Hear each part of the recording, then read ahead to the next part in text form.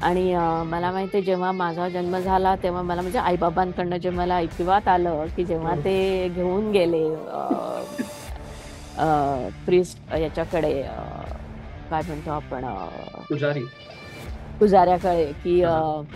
ते कुंडली बघायला वगैरे तर तेव्हा हां. त्यांनी सांगितलं की नाही हिचा जन्म काहीतरी स्पेशल वेगळ्या कामासाठी झालेला आहे.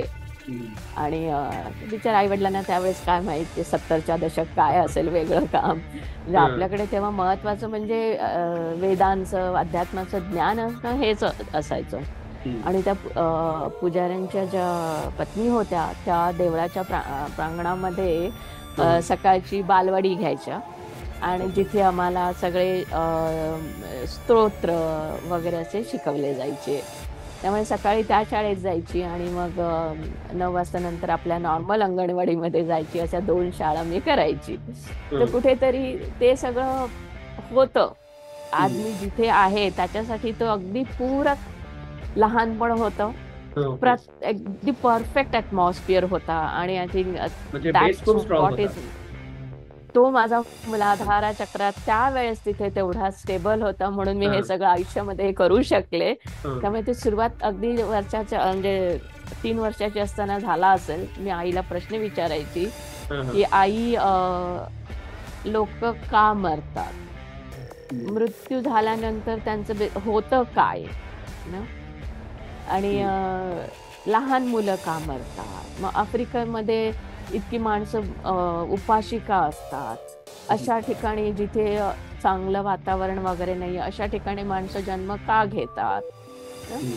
त्यामुळे आत्म्याशी संवाद साधणं हे मी माझ्या आईकडनं खूपच लहानपणीच तिने मला हे केलं होतं.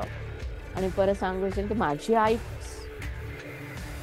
असं म्हणतात ना, शिक्षित नव्हती, पण हां, हां. सुशिक्षित होती. हं. ओके. पुस्तकी ज्ञान तेवढं तिला नव्हतं. हं. त्यावेळेचं शिक्षणही लोकांचं कमी असायचं, पण ती हं. सुशिक्षित होती. तिला अध्यात्माचं ज्ञान होतं. हं. तर ती प्रत्येक याच्या मागचं अध्यात्म वगैरे ती मला अगदी मनापासून समजावून सांगायची. हं. तर अशा पद्धतीने आणि आत्ताच एक 2-3 दिवसापूर्वी एक मला असा अनुभव आला. काहीतरी मी अ,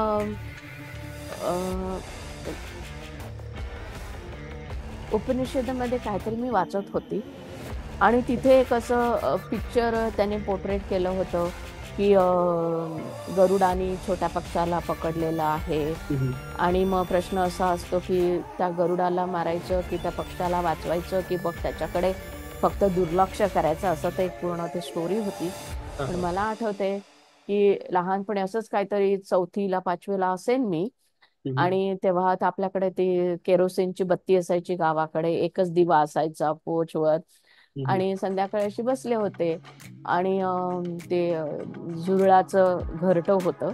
त्याच्यामध्ये एक चतुर येऊन अडकला. ओके. ओके. आणि मी त्याच्याकडे बघत होते पोळ खाली कारण की आई जे पोळ्याच्या आई जाळ्यामध्ये का? कोळ्याच्या हां, हां, हां. कोळ्याच्या जाळ्यामध्ये हं. हं. हां, स्पायडर वेब. हं. हं. आणि मी खाली बसून आई जेवण वाढेल पोळ्या करत होते त्याची वाट बघत होते आणि मी तिथे लक्ष गेलं. आणि म्हटलं, "अगं मम्मा, तो कोळी त्या चतुराला खाऊन टाकेल." तर हां. म्हटलं, "मग त्याला वाचवू का?" आणि आई हं. पोळ्या लाटत होते आणि भाजत होते आणि आई म्हणाले, "बघ, हं. हं. त्या कोळ्याला त्याचं भक्षण हे करण्यासाठी देवानी त्याला हे साधन दिलेलं आहे." हं. जाळी ठीक आहे. विणण्याचं. जाळी विणण्याचं हं. ज्याच्यामध्ये त्याचं भक्ष्य त्याला मिळेल अडकून. हं. ठीक आहे. जर तू त्या चतुराला त्याच्यातनं बाहेर काढून वाचवलंस, हं. तर त्या चतुराचा जीव वाचेल. ठीक आहे. क्वचित तुला त्याच्यासाठी +1 असा मार्क मिळेल कर्मामध्ये. हं. पण तू त्याच कोळ्याचं जेवण त्याच्याकडनं हिरावून घेते. -1 मग झाली. क्वचित -1 मिळेल. हां. त्यामुळे तुझी कर्मा बॅलन्स असेल ते 0 असेल. हं. ते अशा वेळेस तू तुझ्या सतसत विवेक बुद्धीने निर्णय घ्यायचा असतो, हं. की तुझ्यासाठी योग्य काय आहे. ओके. इतकं लहानपणी अशा पद्धतीने अच्छा सगळं बघ. समजावलं हां, हं. हां. तर असा अध्यात्माचा प्रवास माझा पहिला खूपच लहानपणापासून सुरू झाला होता म्हणायचं तर.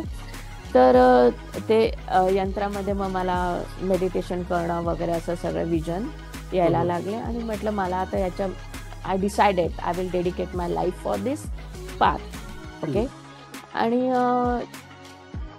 त्या ज्या गृहस्थांनी मला त्या यंत्राविषयी थोडी आणि माहिती दिली तर ते तमिळनाडूमध्ये होते. ओके. आणि त्यांनी मला प्रयत्न केला त्याच्याविषयी आणि जास्त माहिती मिळावी म्हणून. आणि जेव्हा मी तिकडे गेले तेव्हा त्यांनी त्यांच्या लहानपणीच्या आठवणी मला सांगितल्या की त्यांचे बाबा ह्या यंत्राची खूप मनापासून साधना करत होते. पण जर त्यांचं लहानपण पाहिलं तर खूपच अगदी हलाहलीचं होतं.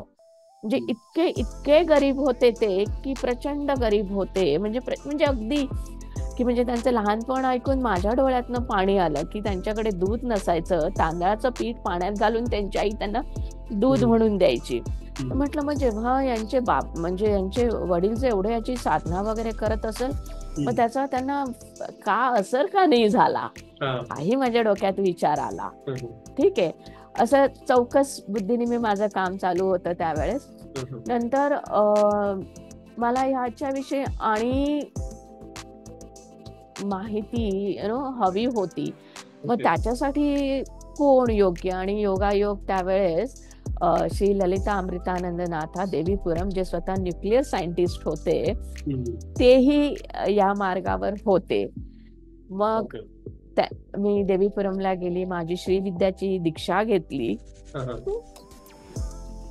आणि त्या दीक्षेमध्ये मला एक मॅप रोड मॅप असा मला मिळाला.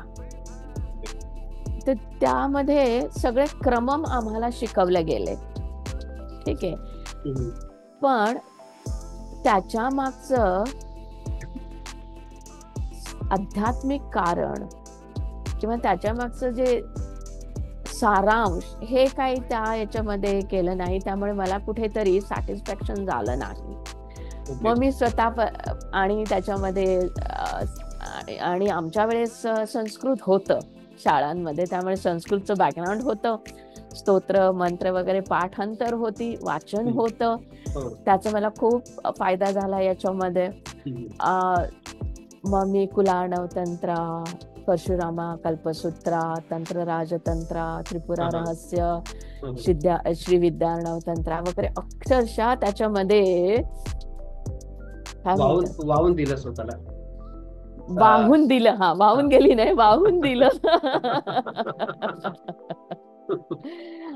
वाहून दिलं आणि अनुभूती घेतली की खरंच या विद्येमध्ये तुम्हाला सर्व सर्व अगदी अबंडंटली दिलं जातं. त्यामुळे I came with one term guided by goddess.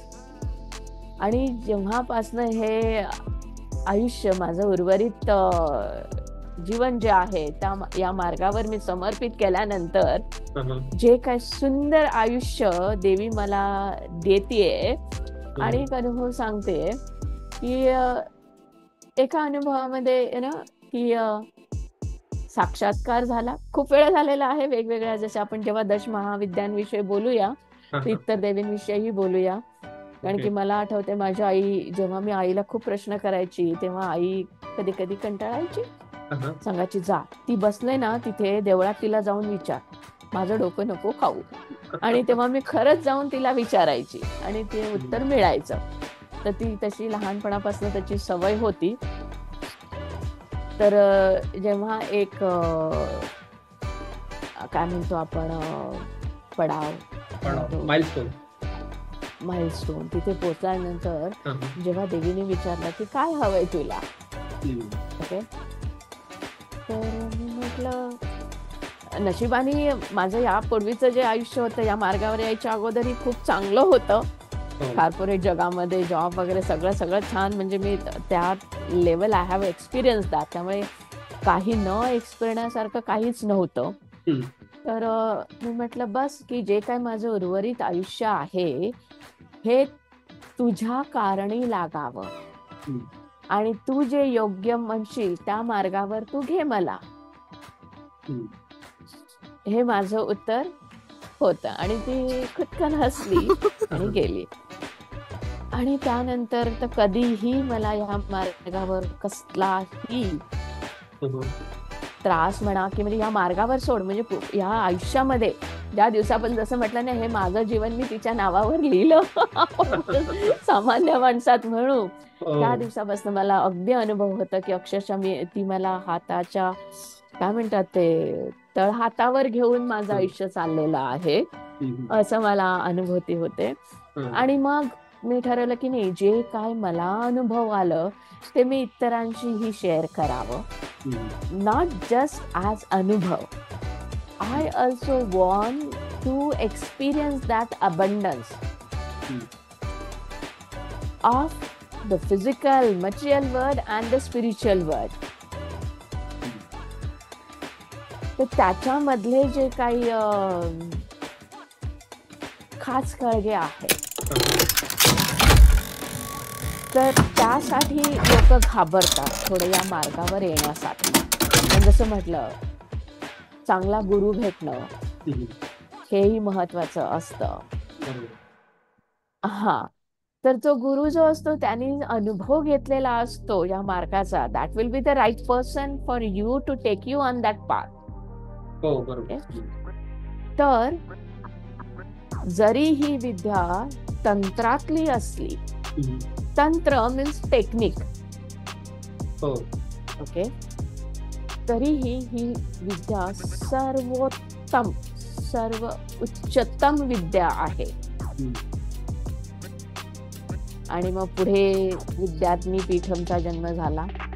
आणि दुसरे या मार्गावर काही मिसकन्सेप्शन्स आहेत की गृहस्थ साधक हे करू शकतात का? अगदी करू शकतात, कारण की गृहस्थ साधकालाच या सगळ्या भौतिक जगाची जरूर असते. त्याचा संसार असतो, मुलं बाळं असतात, सगळं असतं, त्याच्यासाठी त्याला त्याची जरूर असते. ओके, मग त्याच्यासाठी वेगळे नियम असतात, पण ते कठीण नाही आहेत. कारण की मी जो फॉलो करते तो दक्षिणाचारा आहे. ओके, दक्षिणाचारा सात्विक साधना. ओके, तंत्राला लोक घाबरतात कारण की त्याच्यामध्ये पंचमकाराज असतात. ओके, त्याचा दुरुपयोग करतात ना, त्यामुळे हे घाबरतात. पण दक्षिणाचारामध्ये तसं नाहीये. आपण सात्विक वृत्तीने, सात्विक सामग्रीने त्याचा ही साधना करतो आपण. या साधनेमध्ये जसं म्हटलं, तर्पण, होमम, मंत्रजाप असे कर्म आहेत. आणि त्याच्या मागचं, प्रत्येक मंत्रामागचं, प्रत्येक कार्यामागचं आपल्याला आध्यात्मिक जेव्हा नॉलेज होतं तेव्हा खूप म्हणजे ते आपण म्हणतो ना, एनलायटनमेंट. दे एव्हरी मोमेंट, हे असं आहे का याचा अर्थ, अशी एव्हरी मोमेंट एक एनलायटनमेंट होते. दुसरी गोष्ट की जेव्हा मी हा प्रवास सुरू केला त्यावेळेस मला काही लोकांचे म्हणजे अक्षरशः धमक्या पण आल्या की असंच मी होम करत होते गणपती मूलमंत्राचा, आणि ते होमचे फोटो मी फेसबुकवर टाकले. आणि कोणत्या तरी म्हणतात त्यांनी, पुजारी वगैरे, त्यांचे फोन आले की तुम्ही स्त्री असून देखील हे तुम्ही मंत्र कसे बोलू शकता आणि तुम्ही नरकात जाल वगैरे, अशा धमक्या. मंत्रावर कॉपीराइट केस केलं होते की त्यांनी. आणि मी शांतपणे ऐकून घेतलं आणि म्हटलं, तुमचं बोलणं झालं असेल तर आता मी तुम्हाला उत्तर देऊ शकते का? म्हणे, बोला, सांगा, काय सांगायचंय तुम्हाला. आणि म्हणजे इतकं प्रचंड ते अंगठा, म्हणजे त्याचं वय अगदी असेल अंगठा एवढं, आणि बोलत. आणि त्यांना म्हटलं, बघा, मी पुण्या मुंबईचीच आहे आणि योगाने ब्राह्मण याच्यातली आहे, त्यामुळे या विषयावर तुमच्याशी मी बोलू शकते. जेव्हा श्रीकृष्णाने सांगितलंय की ब्राह्मण, वैश्य, ढोर, नारी सगळ्यांना अधिकार आहे मोक्षाचा, ओके. जेव्हा आत्म्याला शरीर नसतं तर लिंग कुठलं आलं? आणि जर तुमच्या आईच्या पोटामध्ये हा विटाळ तयार झाला नसता तर तुम्ही जन्माला कुठून आला असता? आणि स्वतः ते त्या देवळामध्ये हे करतात जिथे शक्तीची उपासना करतात. आणि म्हटलं त्या रूपामध्ये तुम्ही शक्ती बघतात आणि या रूपामध्ये जर शक्ती दिसली तर तुम्ही ते तुम्हाला मान्य नाही. आणि आता एवढ्या वर्षानंतर ते स्वतः सांगतात, माई जरा आमच्या याला पाय लावून जावा. ट्रान्सफॉर्मेशन ऑफ त्यामुळे पुजारी. ट्रान्सफॉर्मेशन. आणि मी त्यामुळे सांगितलं की तुम्ही देवाची पूजा करतात आणि you are paid for that. इथे हा म्हणजे एक भाव आहे ना, भक्तिभाव आहे याच्यामध्ये. तर असे काही म्हणजे आता 2-3 दिवसापूर्वीचाही तुला अनुभव सांगितला की म्हणजे कसे ते अगदी काय म्हणतात ते, they are absolutely ready to attack you. तर माझा सर्वात याच्यामध्ये की स्त्री मला माझे जास्त तर जे डिसायपल आहेत, स्टुडंट्स आहेत, स्त्री साधक आहेत. कारण की ती खरी शक्ती आहे आणि त्या स्त्रीला हे सगळं रिलेट करणं, अनुभव करणं खूप सहज जातं, कारण की त्यांच्यामध्ये भावना असतात. ओके. तर इथे जेव्हा मंत्रयोग आणि जेव्हा भक्ती योग, क्रिया योग सगळे एकत्र मिळून काम करतात ना, मग तुमचा जो उद्धार असतो, तुमची आत्म्याची जी उच्च पातळी जी असते अनुभवायची किंवा देवीचं सानिध्य अनुभवायचा, हा खूप चांगला सहज आणि लवकर प्रवास होतो. त्यामुळे गृहस्थ साधक आणि स्त्री साधक हे माझे खरं तर जास्त स्टुडंट आहेत. आणि स्त्री साधकांना सेफ फील होतं जेव्हा फिमेल गुरु असतं, स्त्री एक गुरु असते, त्यांना त्यांच्या सानिध्यात सेफ फील होतं. आणि एकीकडे सांगू इच्छिते की गृहस्थ साधकाने गृहस्थ गुरुकडनं दीक्षा घेणं कधीही जास्त चांगलं असतं. एक. दुसरी गोष्ट म्हणजे हे तंत्रांमध्ये लिहिलेलं आहे. तुम्हाला पाहायचं असेल तर तुम्ही पाहू शकता. स्पेशली कुलार्णव तंत्र आणि तंत्रराज तंत्र याच्यामध्ये तुम्हाला रेफरन्स मिळतील. जेव्हा तुम्हाला मंत्र स्वप्नामध्ये दिले जातात, ठीक आहे, मी तुला सांगितलं माहित नाही, 2-3 दिवसापूर्वी स्वप्नात मी श्यामा मंत्राचं पाठांतर करत बसले होते आणि शिकवत होते. आणि जेव्हा तुम्हाला मंत्र एक स्त्रीकडनं मिळतो, हे मंत्र खूपच चांगल्या एनर्जीचे असतात, पॉवरफुल असतात. आणि आता हे मंत्र पुढे सिद्ध कसे करतात वगैरे, त्याशिवाय ते मंत्र गुरुने द्यायचे नसतात. याच्यावर आणि आपण एक संभाषण करू शकतो येत्या काळामध्ये. तर अशा पद्धतीने माझ्या ऍक्सिडेंट नंतर neurological complications, then sacred geometry, आणि अशा पद्धतीने माझी ती या श्रीविद्येमध्ये प्रवास झाला. आणि खूपच सुंदर आणि अगदी म्हणजे ह्या मार्गावर न संशया सिद्धी इज अश्युअर्ड. कारण की लोकांना थोडी भीती असते, तर साधनेमध्ये जेव्हा तुम्हाला संशय येतो तेव्हा तिथेच तुमचा विश्वास आपल्या गुरुवर आणि आपल्या दैतीवर आणि आपल्या स्वतःवर ढासळतो. तर ह्या मार्गामध्ये चांगला गुरु मिळाल्यावर, चांगली साधना योग्य साधक मिळाल्यानंतर निसंशय अगदी या मार्गावर कोणाही माणसाने चालावं आणि आपल्या आयुष्याचा कायापलट करावा. Not only for this life but life to come. म्हणजे पूर्ण समर्पण भावाने साधना करावी, एकदम निसंशय. आणि असं म्हटलं ह्या आयुष्यासाठी आणि येणाऱ्या दुसऱ्या आयुष्यासाठी. कारण की your end of this life is depend on the last thought you have on your death bed. And those